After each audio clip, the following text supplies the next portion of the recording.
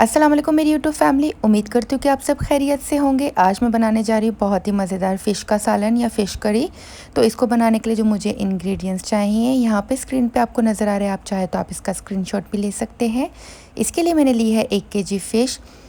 इस फ़िश को मैंने नमक लगा के आधे घंटे के लिए रख दिया था। आधे घंटे बाद मैंने इसे वॉश कर लिया है और सारा नमक जो इसके ऊपर लगा हुआ था वो हटा लिया है।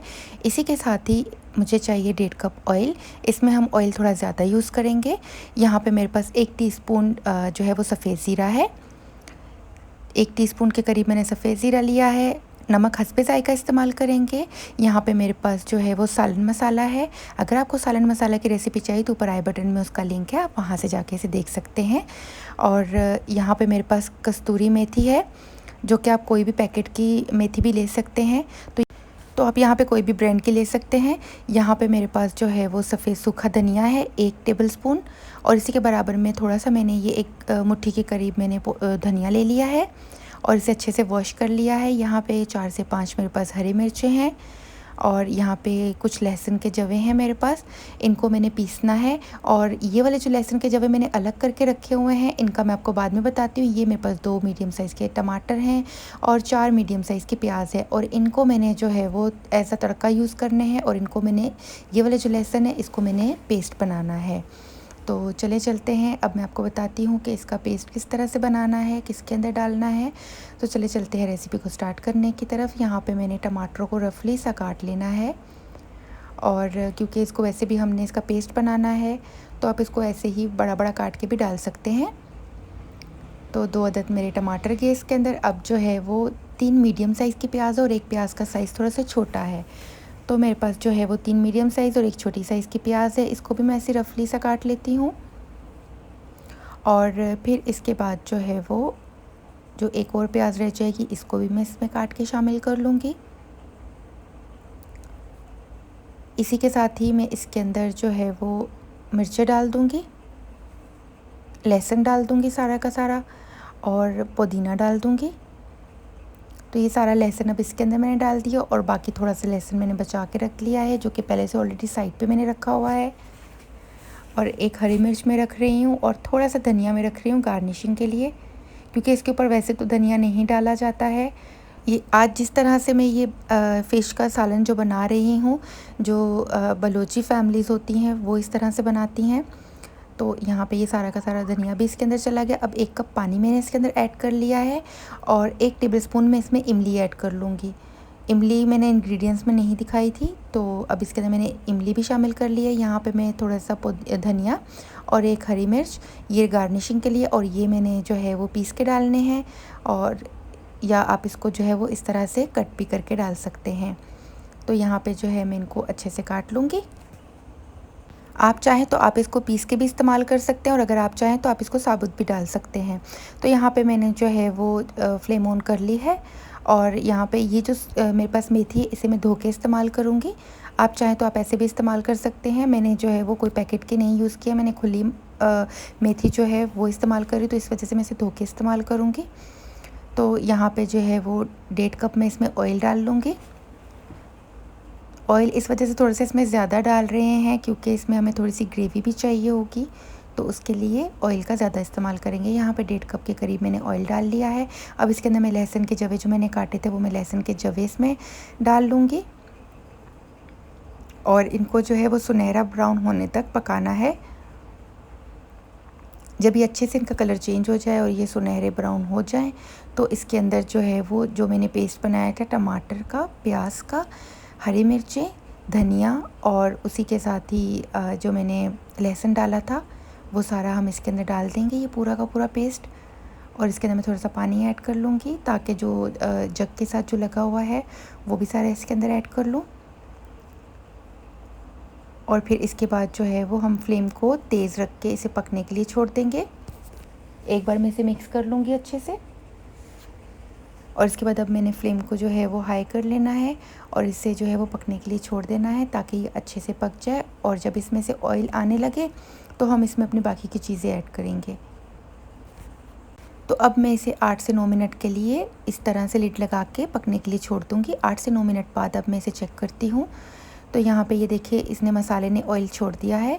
तो अब इसके अंदर हम बाकी के जितने भी जो हमारे पास मसाले वगैरह हैं वो हम ऐड कर लेंगे। इसमें जो मैं सालन मसाला ऐड कर रही हूँ, अगर आपके पास सालन मसाला ना हो तो मैं अभी आपको आगे जाके बताती हूँ कि आप उसमें क्या क्या चीज़ें इस्तेमाल कर सकते हैं। यहाँ पे मैंने 1 टेबलस्पून सफ़ेद सूखा धनिया डाल दिया, 1 टीस्पून मैंने ज़ीरा डाल दिया, सफ़ेद ज़ीरा। नमक मैं हस्बे ज़ायक़ा इसमें डाल रही हूँ क्योंकि ऑलरेडी मैंने मछली को नमक लगा के रखा हुआ था, तो मैं सिर्फ इस मसाले के हिसाब से नमक डाल रही हूँ, जो कि मैंने 1 टीस्पून के करीब डाला है। और इसी के साथ इसे अच्छे से मिक्स करके पका लेंगे। और अब इसके अंदर मैं मसाला डाल रही हूँ, जो कि सालन मसाला है मेरे पास, 1 टेबलस्पून सालन मसाला, वो मैंने इसमें ऐड कर लिया। अगर आपके पास सालन मसाला ना हो तो आप लहसुन अदरक का पाउडर, ज़ीरे का पाउडर और लाल मिर्च और हल्दी पाउडर भी इसमें इस्तेमाल कर सकते हैं। और अगर आपके पास लहसुन अदरक पाउडर ना हो तो आप लहसुन अदरक का थोड़ा सा पेस्ट जो है वो इसमें ज़्यादा इस्तेमाल कर लें।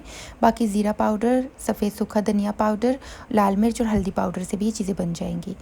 तो यहाँ पे मैंने जो कस्तूरी मेथी है वो मैंने ऐड कर ली है, जो कि मेरे पास हाफ़ कप है। अब इसे अच्छे से मिक्स कर लेंगे। और मिक्स करने के बाद जब ये सब एक जान हो जाए तो इसमें हम पानी ऐड करके इसे पकने के लिए छोड़ देंगे। अब यहाँ पे ये अच्छे से जो है वो भुन चुकी है मेथी भी मसाले के साथ। इसके किनारे आपने ऐसे छुड़ा लेने हैं क्योंकि ये पेस्ट है लहसुन का और टमाटर वगैरह का, प्याज का, तो ये साइडों पे किनारों पे ये लगता है और किनारों से ये जलना शुरू हो जाता है, तो आपने बराबर इसे हटा लेना है। अब मैं इसके अंदर जो है वो 5 कप पानी ऐड कर लूँगी, जो कि 4 कप यहाँ पे अब मैं ऐड कर चुकी हूँ और 1 कप मैंने बाद में ऐड किया था। आपने जो है वो जो भी इसका शोरबा बनाना है या जिसे ग्रेवी कहते हैं वो आपने अभी ही ऐड करना है। बाद में जब आपने इसमें मछली डाल लेंगे तो फिर आप इसमें ऐड नहीं कर सकते हैं। तो यहाँ पे जब इसमें बॉयल आ जाएगा तो मैं इसमें जो है वो जो फ़िश है वो मैं ऐड कर लूँगी। और बाद में आप इसमें फ़िश ऐड करने के बाद आप इसमें पानी ऐड नहीं कर सकते हैं। और कुछ लोग होते हैं जो कि फ़िश को फ्राई करके डालते हैं, अगर आप फ्राई करके डालना चाहें तो भी आप डाल सकते हैं, बट उसमें इतना अच्छा जायका नहीं आता है फ्राई होके। तो ये इस तरह से जो है वो मछली के अंदर तक ये जो ग्रेवी का जायका होगा ये सारा चला जाएगा, तो मछली जो है वो बहुत अच्छे से पक जाएगी। बट आपने ये ख्याल करना है कि आपने इसमें बहुत ज़्यादा चम्मच नहीं चलाना है। चम्मच अगर आप ज़्यादा चलाएँगे तो आपकी मछली टूट सकती है। तो मैं इसमें ज़्यादा चम्मच नहीं चलाऊँगी, बस इसे हल्का सा मिक्स करूँगी जिससे मेरी मछली जो है वो नहीं टूटेगी। तो इसमें फ्राई करके डालने की ज़रूरत नहीं होती है, बस थोड़ी सी ट्रिक है कि आपने मछली को किस तरह से हैंडल करना है, फिर आपकी मछली नहीं टूटेगी। तो यहाँ पे जो है वो अब मैंने इसे हल्का सा जस्ट चम्मच चलाया है ताकि मछली जो है वो अच्छे से इसमें डिप हो जाए। अब इसे मैं कवर करके 8 से 9 मिनट के लिए अगेन पका लूँगी। फ्लेम जो है वो मैंने थोड़ी सी मीडियम हाई पे रखी है, बिल्कुल फुल हाई नहीं है, मीडियम हाई पे है फ्लेम, और इसे पकने के लिए छोड़ देते हैं। और अब इसे मैं जो है वो 7 से 8 मिनट या 9 मिनट के बाद जो है मैं इसे चेक करती हूँ कि मछली जो है वो अच्छे से गल जाए। और यहाँ पे जो है वो मेरे तकरीबन 8 मिनट हो चुके हैं और फ्लेम को अब मैंने कर लिया है कम।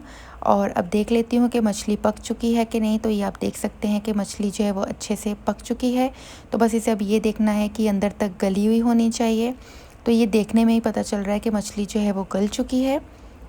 तो अब जो है वो इसे मैं थोड़ी देर के लिए बग़ैर लिड लगाए हुए पकाऊंगी ताकि थोड़ी सी ग्रेवी जो है वो इसकी कम हो जाए। लिड लगा के पकाने से ये होगा कि मछली जो है वो ज़्यादा गल जाएगी, तो उस तरह से जो है फिर मछली टूट भी सकती है। तो लिड हटा के इस वजह से इसे पका रही हूँ कि मछली जो है वो ज़्यादा ना गले। और व्यूअर्स, इसी के साथ ही अगर आपको मेरी ये वीडियो पसंद आती है तो प्लीज़ लाइक के बटन पे क्लिक कर लीजिए। और यहाँ पे साथ ही साथ में इसमें जो मैंने थोड़ा सा धनिया रखा था वो मैं डाल रही हूँ, और थोड़ी सी जो मैंने एक हरी मिर्च बचा के रखी थी गार्निशिंग के लिए वो मैंने इसमें ऐड किया है हाफ़, और हाफ़ मैं बाद में इसमें ऐड करूँगी। और व्यूअर्स, इसी के साथ ही अगर अभी तक आपने मेरे चैनल को सब्सक्राइब नहीं किया है तो प्लीज़ मेरे चैनल को सब्सक्राइब कर लीजिए और बेल आइकन को प्रेस कर लीजिए।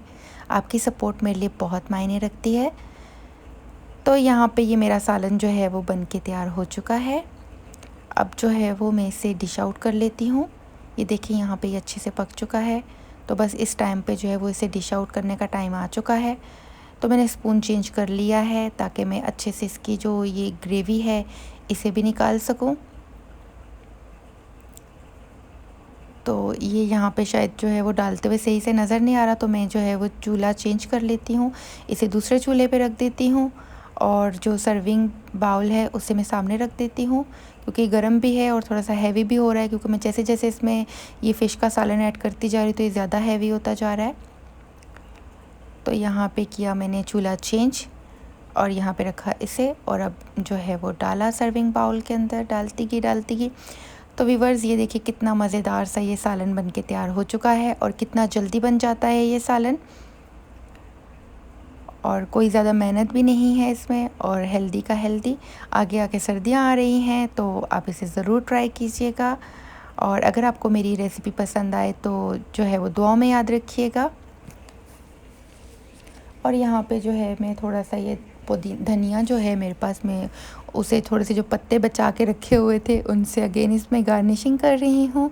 और यहाँ पे जो है ये पूरा तैयार हो चुका है, तो आप देख सकते हैं इसकी गार्निशिंग वगैरह सब कुछ कंप्लीट हो चुका है। तो व्यूअर्स इसे आप चावलों के साथ सर्व करें, इसे आप नान के साथ सर्व करें, तो ये देखिए कितना मज़ेदार सा ये सालन बन के तैयार हो चुका है। तो इसी के साथ ही व्यूअर्स मुझे दीजिए इजाज़त। इंशाल्लाह ताला मिलती हूँ एक नई रेसिपी के साथ, इजी सी रेसिपी लेके अगेन हाज़िर होती हूँ। तब तक के लिए अपना बहुत ख्याल रखिएगा, दुआओं में याद रखिएगा। फ़ी अमानिल्लाह, अल्लाह हाफ़िज़।